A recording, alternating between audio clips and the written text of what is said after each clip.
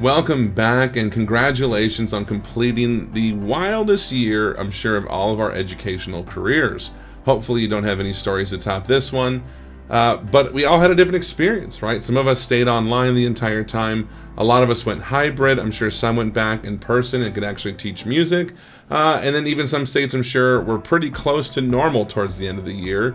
So I know we didn't all have the same experience, but I want to give 3 tips to elementary music teachers about what we can do to set ourselves up for success for next year. My first bit of advice is to communicate with your administration about expectations for next year. Not that anyone has a crystal ball, but I'm sure they know a little bit more than we do about what's going to be expected in a month, maybe in 2 months, and hopefully by August. I would encourage you to ask all of the following questions. I'm going to put them on the screen so you can see them.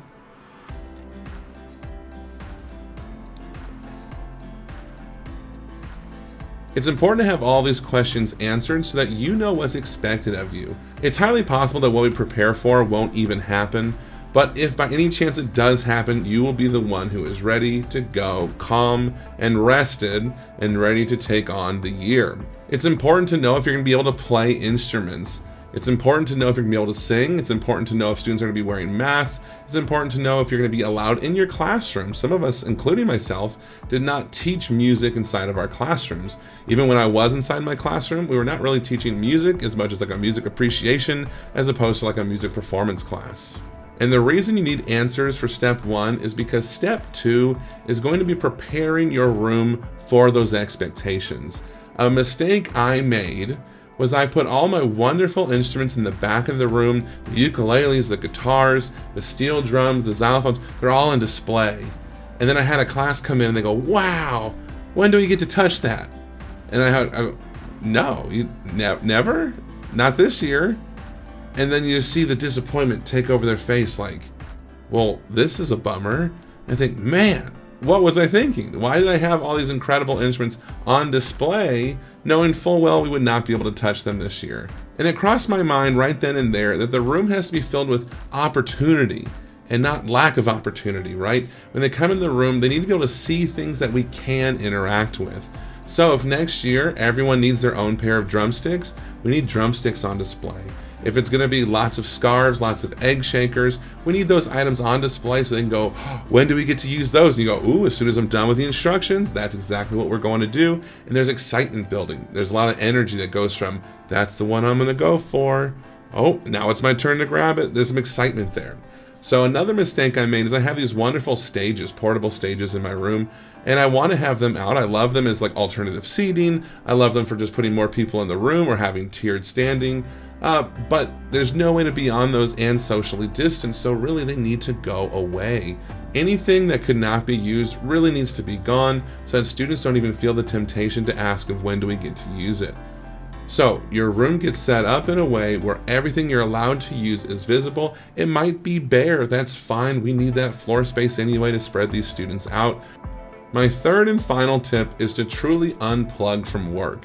And I know a lot of you already have your ways of doing that, whether it's muting work emails, uninstalling the apps, uninstalling Dojo, putting up your away messages. It's all great and dandy. But a new angle that we haven't had to work with before is how much of our social media is dominated by teacher help groups right now. I think it's incredibly important that we find a way to also remove our social media, which for a lot of us is a great escape, away from those teacher help groups where every day there's a new problem. More like every 5 minutes there's a new problem. And I find myself feeling an anxiety where I go, oh, my friend just got married. This friend got a new dog. This friend had a great day. Oh, somebody in this country is having a problem with their administrator. Oh, my heart goes out to them. Scroll. Oh, this person needs a lesson about dolphins. Do I have a lesson about dolphins? Let me see if I can find my lesson about dolphins. And I find myself willing to help, of course, but anxious and filled with this feeling of like, can I help? I should be able to help. These are my people. And I think part of unplugging this summer is going to be unfollowing the groups. Now, when I say unfollowing on Facebook, that just means you don't receive the notifications in your feed. So if people post in the group, you're still in the group. You can still visit those private groups, but it just means posts from that group do not end up on your homepage on Facebook. And I recommend it for every platform. Most platforms have an ability to stay in the group, but just kind of mute the notifications. My phone still gets dings if people post in certain groups because I was so willing to help in the middle of the year, at the beginning of the year. I was ready to throw my lessons at them. I was ready to do anything I could to help out. And so I set my phone up to ding every time. And now it's time. It's time to stop the dings. So I encourage you to mute or unfollow, or even for some of them you can say snooze and set a time limit.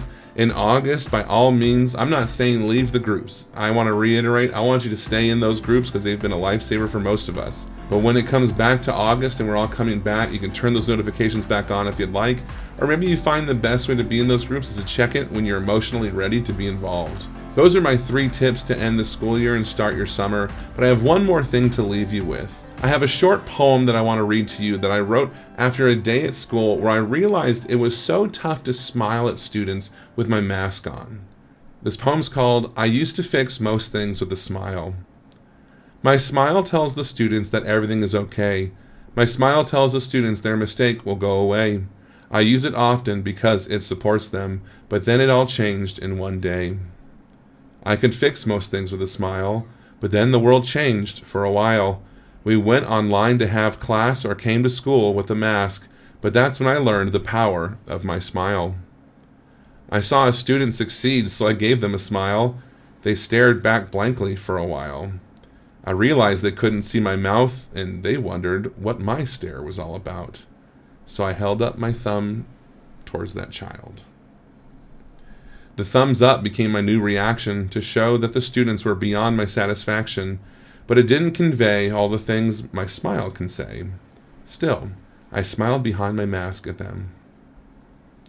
As time went on, I learned I didn't have to smile, throw my thumbs up, and wave it for a while. My intentions weren't the same. The students learned this game. We all had this expressionless new style. At the end of a lesson, a student raised their hand. They showed me their victories of the day, and because their mask was too big, it accidentally slid enough to show a smile. How grand. I made a smile, but only a few clues providing, like small movements on my face and my cheekbones rising. But I could see the connection. The student noticed my affection, and now after class, I'm the one still smiling. I wrote this in an attempt to express how difficult it is to follow all of the guidelines and maintain emotional connections with the students. There's no replacement for the smile, right?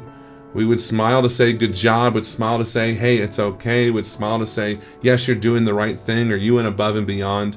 And when that went away, we had to kind of adapt. And some of us did well, and some of us did not, and that's fair. I was on the did not team for a long time. I know even the students struggle with this. How do they show that they're having fun? How do they show they're doing okay? And the thumbs up game became very real for me. Every class would go in, I would just give a random thumbs up and just see who gave one back. And then I would check on the students who didn't. And I cannot wait for that to be over. So good luck to all of you. I hope you can definitely unplug this summer after everything gets set up for next year. And I will see you soon.